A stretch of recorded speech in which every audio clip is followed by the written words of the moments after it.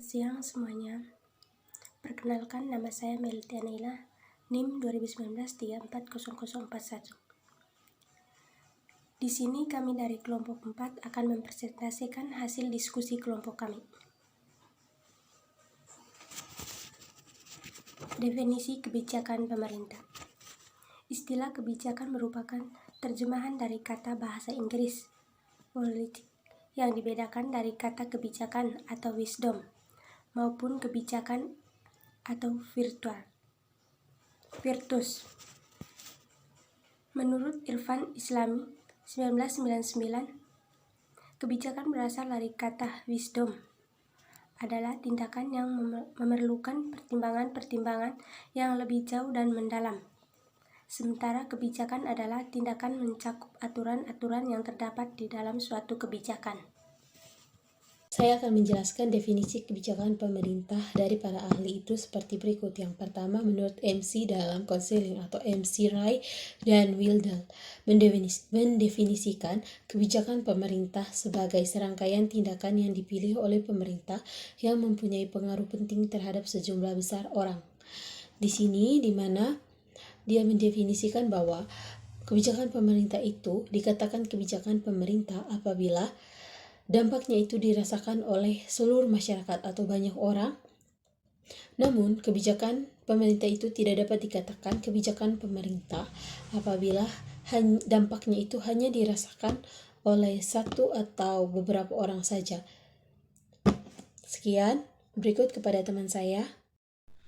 Menurut para ahli yang kedua, Thomas R. Dia mendefinisi sikap kebijakan pemerintah sebagai apapun yang dipilih pemerintah untuk melakukan sesuatu atau tidak melakukan sesuatu. Maksud definisi ini bahwa bila pemerintah mengambil keputusan untuk melakukan suatu tindakan, misalnya melarang penduduk di suatu daerah tidak boleh membangun rumah di atas tanah miliknya dengan pertimbangan tertentu. Ini yang dinamakan kebijakan pemerintah. Pemerintah menurut para ahli 3 Yong dan Kyung mendefinisikan kebijakan pemerintah sebagai tindakan yang dibuat dan diimplementasikan oleh badan pemerintah yang memiliki wewenang hukum, politik, dan finansial. Untuk melakukannya, definisi ini menunjukkan bahwa kebijakan pemerintah itu merupakan tindakan yang dibuat dan dilaksanakan oleh pemerintah yang berwenang pada badan-badan atau lembaga-lembaga pemerintah atau negara, termasuk di dalamnya kewenangan hukum, politik, dan finansial. Baik, terima kasih. Baik, saya akan membacakan 5 kebijakan pemerintah untuk koperasi. Yang pertama, masuk kelompok miskin. Yang kedua, tunda bayar cicilan. Yang ketiga, aktifkan kredit usaha rakyat atau KUR.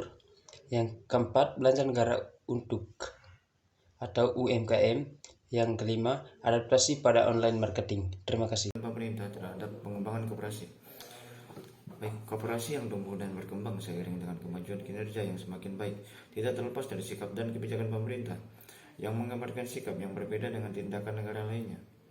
Pertumbuhan gerakan koperasi ditentukan adanya sikap yang diperlihatkan oleh pemerintah terhadap koperasi. Dalam perkembangannya, koperasi masih saja mengalami pasang surut meskipun upaya pemerintah untuk memberdayakan koperasi seolah tidak pernah habis. Berbagai bantuan dari pemerintah seperti KKOP, kredit usaha tani atau KUD, pengalihan saham 1% dari perusahaan besar ke koperasi, permodalan nasional madani atau PNM, terus mengalir untuk memberdaya kerjakan ekonomi kerakyatan ini. Tak hanya bantuan program, ada institusi khusus yang menangani di luar Dekopin, yaitu Menteri Negara Urusan Koperasi dan PKM atau Pengusaha Kecil Menengah, yang sebagai memacu gerakan ini untuk terus maju. Adapun berbagai permasalahan yang sering dihadapi di koperasi yaitu seperti kurangnya partisipasi anggota, sosialisasi koperasi, manajemen permodalan, sumber daya manusia, kurangnya keadaan masyarakat, serta demokrasi ekonomi yang kurang. Di sini saya akan menjelaskan adapun peran dan kebijakan pemerintah terhadap koperasi. Yang pertama, antagonisme atau antipati. Pada mulanya, timbulnya gerakan koperasi di negara-negara, pemerintah pada waktu itu memperlihatkan sikap merintangi atau melakukan pengawasan yang keras terhadap koperasi. Sikap-sikap tersebut ditunjukkan dengan sistem perpajakan yang tidak adil, peraturan-peraturan atau undang-undang yang mencegah atau menyulitkan dalam hal menjalankan teknik kekoperasian. Yang kedua, indiferensi atau netral. Sikap pemerintah yang memperlakukan koperasi sama dengan berbagai bentuk badan usaha lain. Sikap acuh tak acuh atau tidak memperhatikan. Ternyata dari tidak adanya peraturan-peraturan yang memungkinkan koperasi bekerja secara wajar. Yang ketiga, Baik, saya akan melanjutkan. Yang ketiga, oversimpati atau terlalu simpati. Yang keempat, well balance atau simpati. Baik, terima kasih.